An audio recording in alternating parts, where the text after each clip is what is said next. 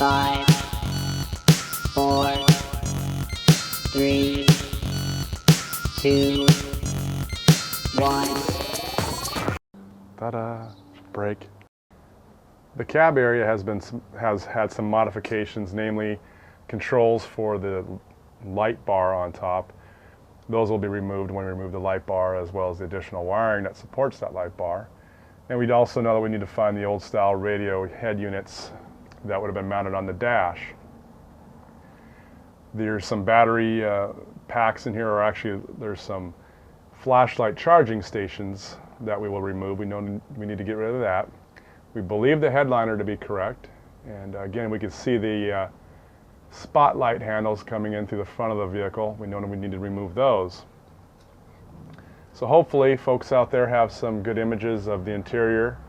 Probably some scenes from when Captain Stanley would be on the radio might be helpful for us to show what the interior looked like. Again, we want to make as much of this vehicle as accurate as possible. Any help you guys can provide us will be greatly appreciated.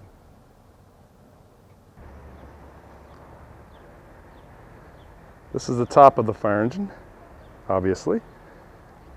Again, you can see where the storage of tools was held, the storage compartment for the tools behind the hose reel and on either side.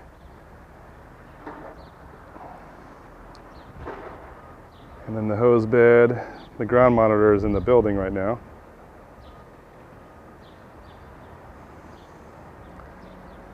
And we will also make sure we get the numbers put on the top, back on the top of the fire engine here, where I'm standing. There's the newer style light bar.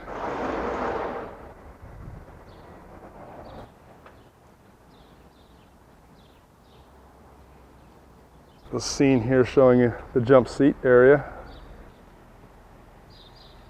Luckily the folks in Yosemite maintained the vehicle in real nice shape, as well as keeping all the original seats for it after they had modernized the vehicle. There's some of the parts and the gumball we will restore and put on top. This fire engine served as engine 51 on a TV show for about 5 years. At the conclusion of the show, it went to our fire station 60 at Universal Studios and became engine 260 for some period of time. Universal Studios then moved the vehicle up to Yosemite. Universal Company had the concessions there in the valley, so they moved this fire engine there for fire protection, replacing their 1937 Seagrave. So that's a big part of its history, is its career in Yosemite. So that's why we were in no rush to repaint this vehicle. We've kept the DNC Fire Yosemite logo on here, which is, again, one of the firms that operated this vehicle in that 30 plus years while in service in Yosemite.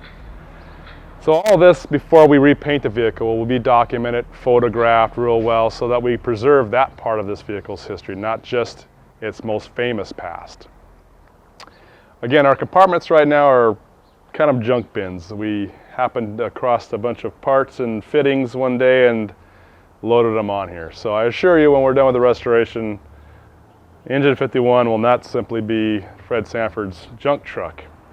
So again, the compartment here is empty, void. We don't have many images, or any images really, of what was in these compartments. We believe this compartment held breathing apparatus. That's where you guys come in again. Very important for you to help us outfit all of these compartments. We believe we have most of the early equipment that was used during the show in storage in one of our buildings. So now we just need to know where it all goes. So this compartment on the right side of the fire engine, just behind the firefighter's jump seat. Look in your archives and see what you can find for this compartment.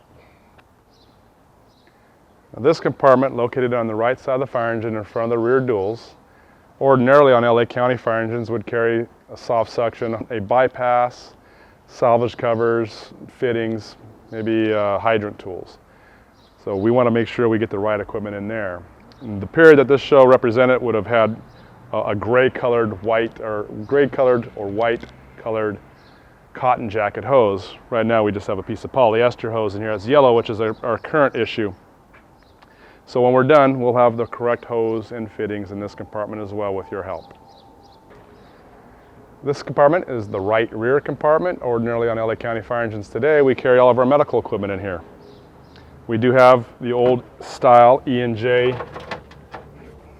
resuscitators available in our collection, as well as the old style tackle box, basic tackle box medical boxes. So let's get this compartment outfitted correctly as well.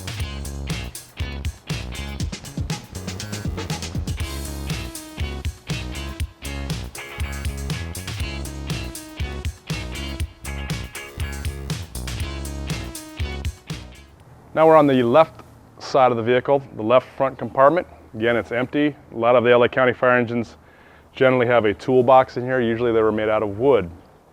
I have no photographs of this compartment, and we could definitely use help for that particular one as well. This compartment is entirely different than compartments on LA County purchased Ward LaFrance's. This is one area where this fire engine does not accurately reflect LA County purchased Ward LaFrance's.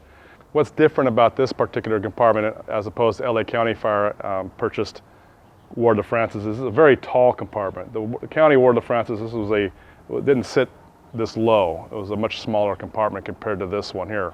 So this compartment again is something that we have very little to go by. So we really need you guys to help us out with this one in particular.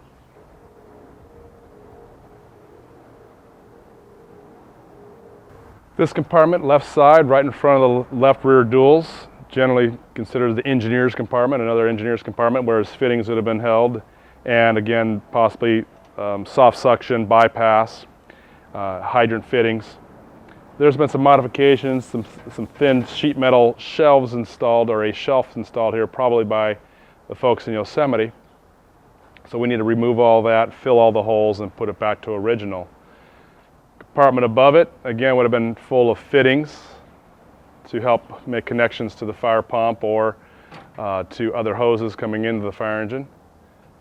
As we move back, this compartment was generally filled with forcible entry tools, sledgehammer, bolt cutters, Halligan tools, Kelly tools back in the day.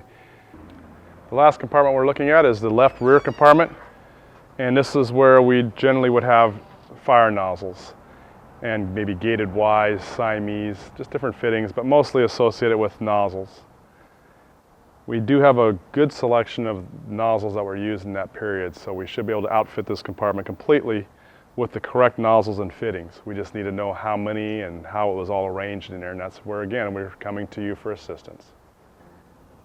That concludes the tour of Engine 51 and all the compartments and the cab and the exterior of the vehicle, showing you where it is now and where we want it to be with your assistance.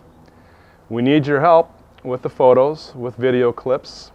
We also need your help with money. We hope to restore this vehicle starting at the end of this year, start the restoration at least. We're looking at probably a $50,000 restoration. That's with us doing all the labor. You can go to our website, lacountyfiremuseum.com, and click on the links there and donate. Be part of the restoration of Engine 51 with your photos, with your video clips, with your money. Come visit us, and within the next couple of years, when this project is done, you could take a little extra piece of pride knowing that you contributed to the restoration of Engine 51. We hope to see you soon at our Bellflower building. Location is on our website, again, lacountyfiremuseum.com. Thank you very much for your time and all of your assistance. It takes control. I'm kicking down what I see to the way my love is like a magazine, to the heartbeats of the ones I'm gonna leave, to the grave.